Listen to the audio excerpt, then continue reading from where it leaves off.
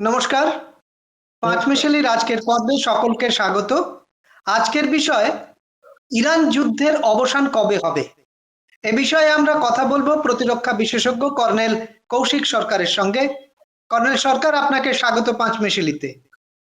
তারিখের হিসেব ধরলে যুদ্ধ শুরু হয়েছিল 28শে ফেব্রুয়ারি। প্রায় 17-18 দিন ধরে যুদ্ধ চলছে। এই যুদ্ধের অবসান কবে হবে?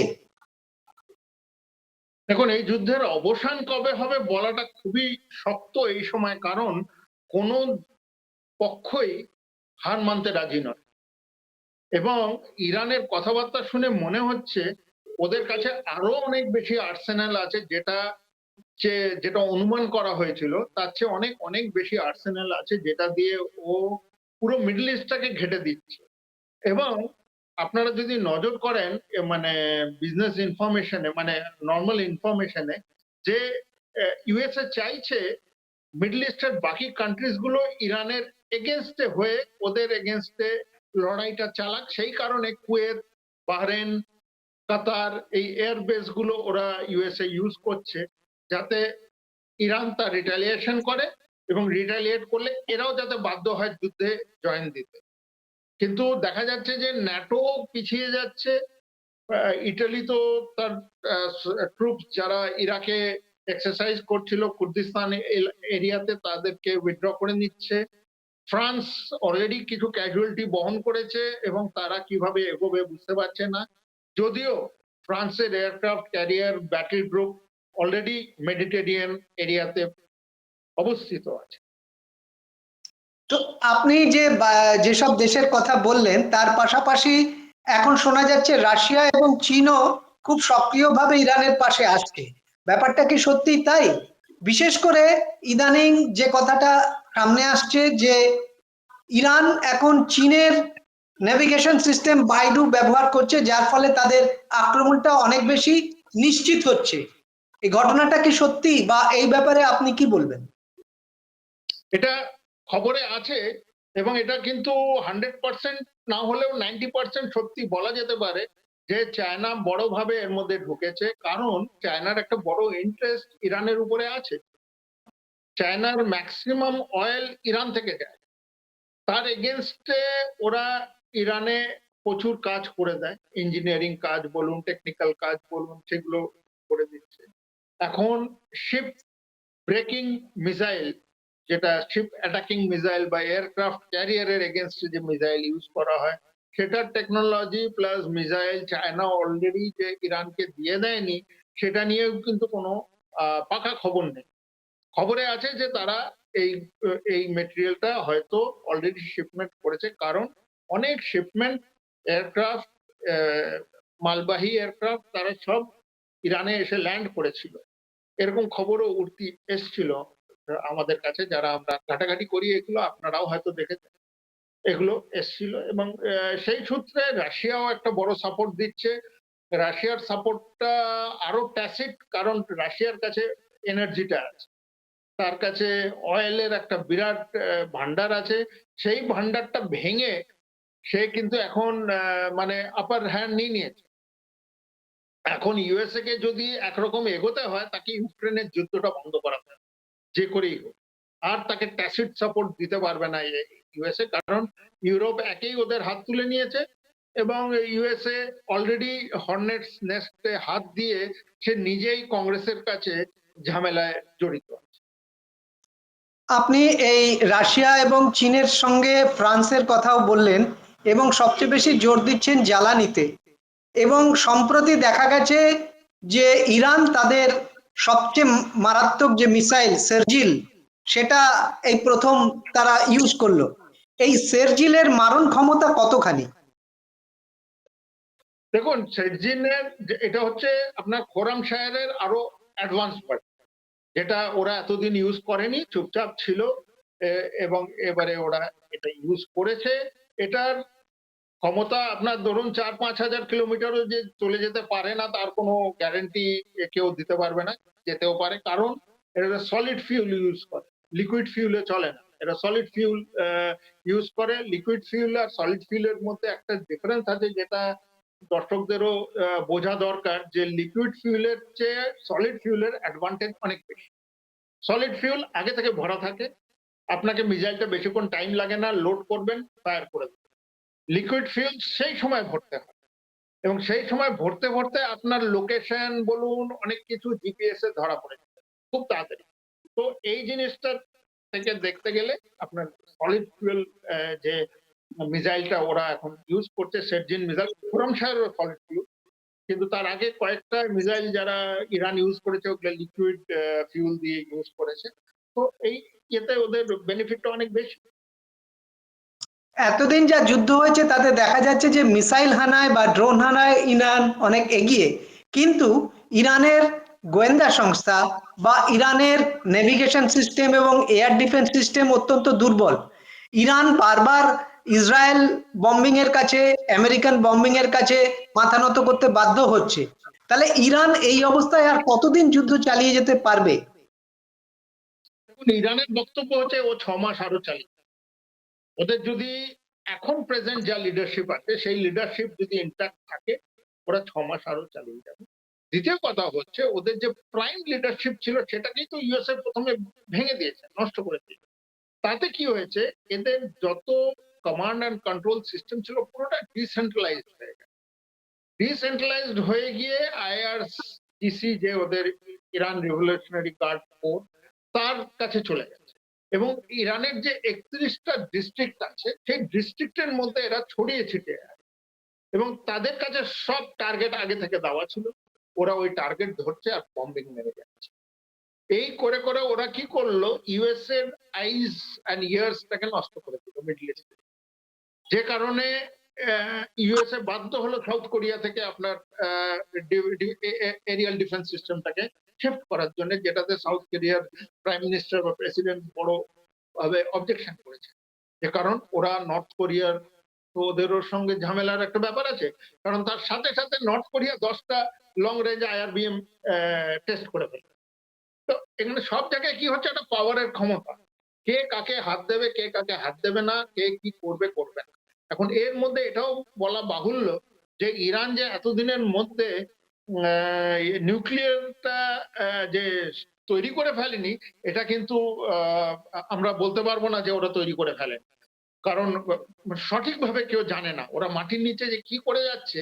এত বছর ধরে মাটির নিচে, প্রায় 20 থেকে 30 বছর ধরে ওরা আন্ডারগ্রাউন্ড নাকি কথায় আছে, প্রায় 500 কিলোমিটার 500 মিটার নিচে ওরা ঢুকে বসে আছে, যেখানে ওরা আন্ডারগ্রাউন্ড এমন সব জিনিস তৈরি করে ফেলেছে ওদের মডার্ন সেন্সর সিস্টেম দিয়ে, হয়তো চাইনিজ হেল্পেও এখানে অন্য দেশ কিছু করতে পারবে না, কারণ এদের তো একটা বাংকার বাস্টিং বা বলুন মাটির নিচে যাওয়ার মতো যে হেভি বম্বার থেকে বম্ব ফেলে ইউএসএ, সেইগুলো বি2 বা বি12 বা বি52 বম্বার্স, এরা একটা লেভেল অব্দি যেতে পারে, 200 মিটার 250 মিটার, তার নিচে হয়তো যাবে না।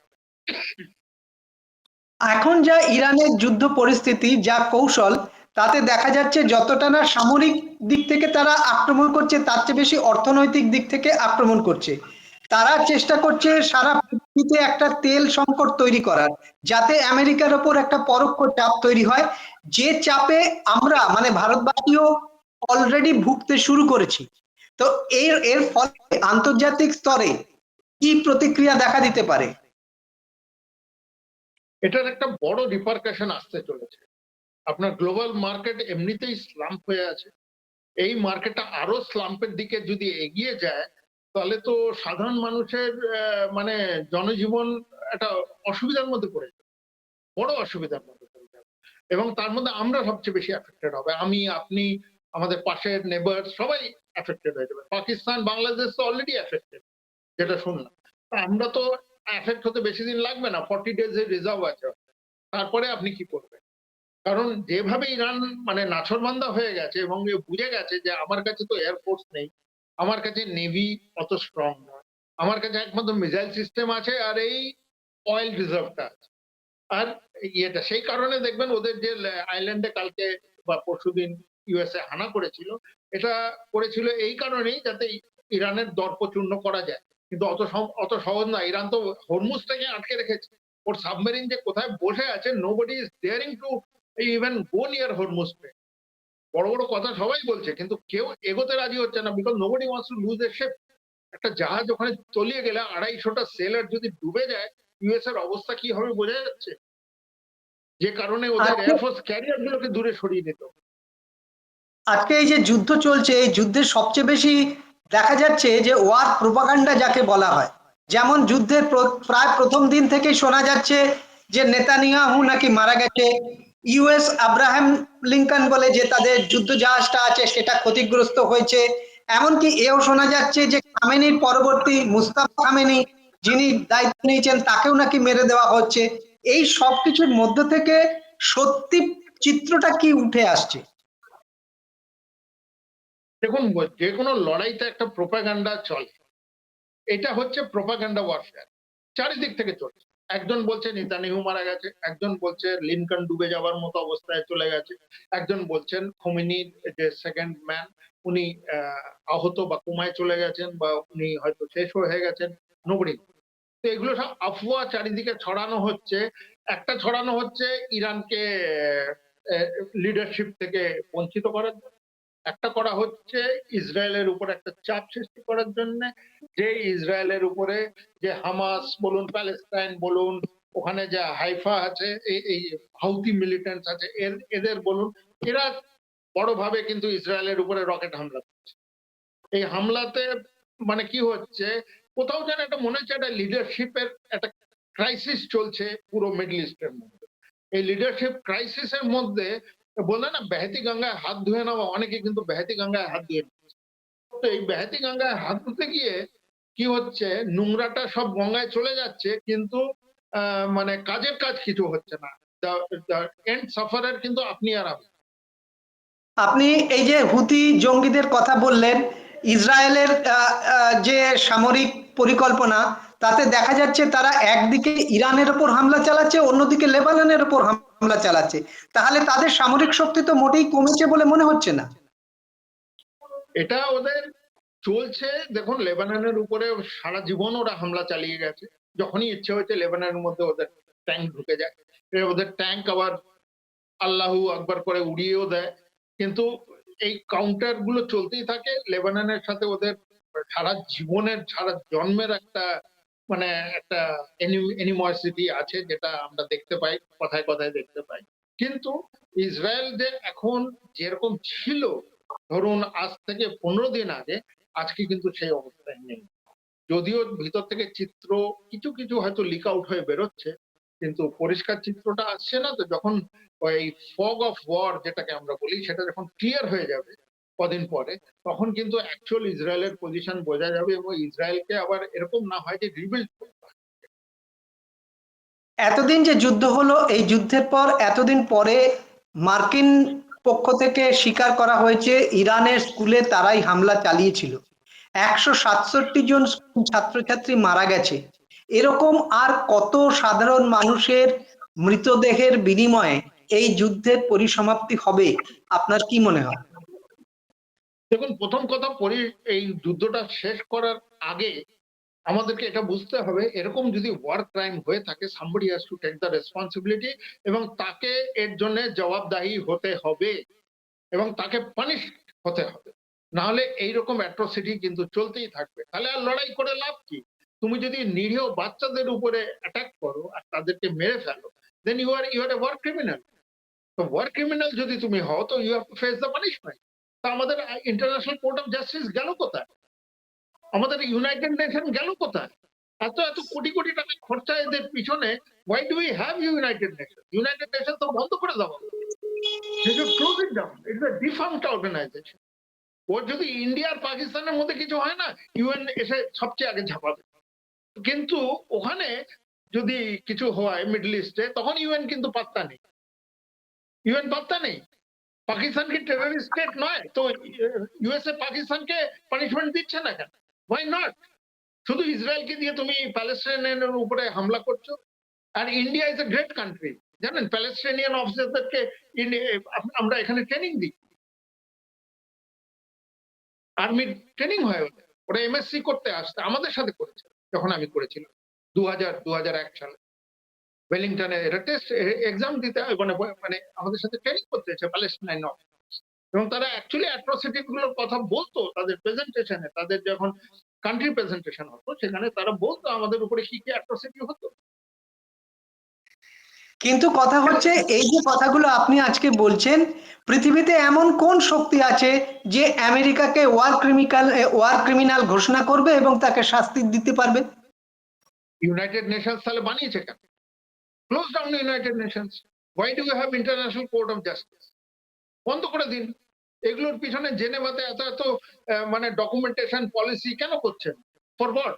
আমাদেরকে পড়াচ্ছেন when we are undergoing training you are teaching us এই হচ্ছে জেনেভা কনভেনশন, এর মধ্যে থেকে আপনাকে কাজ করতে হবে। তো জেনেভা কনভেনশনটা কি শুধু ইন্ডিয়ার জন্য, or is it for the rest of the world? কেন মিডল ইস্টের জন্য জেনেভা কনভেনশন নেই? নিশ্চয়ই আছে। তাহলে সেটা ফলো করা হচ্ছে না কেন? ইউএসএ যা খুশি করবে আমাদেরকে মেনে নিতে হবে। This cannot go on for days, months or years. এটার একটা স্টপ হওয়া ইমিডিয়েট দরকার। The world should get together and tell USA in no uncertain terms that you are nobody. কথায় তাহলে আপনি কি বলবেন যে এই যুদ্ধের কিভাবে শেষ হওয়া উচিত? এই যুদ্ধে যখন শেষ হবে আপনি দেখবেন চায়না আর রাশিয়া আবার বড়ভাবে উঠে এসছে এন্ড ইউএসএ অনেকটা দমে গেছে। এটাই আমার কিন্তু ফোরকাস্ট এখানে। আজকের আলোচনা এখানেই শেষ করছি। আপনাকে অনেক ধন্যবাদ আমাদের সঙ্গে কথা বলার জন্য। আমরা আশা করব Thank you. যে খুব দ্রুত এই যুদ্ধ শেষ হবে, সাধারণ মানুষ শান্তি ফিরে পাবে। নমস্কার। নমস্কার।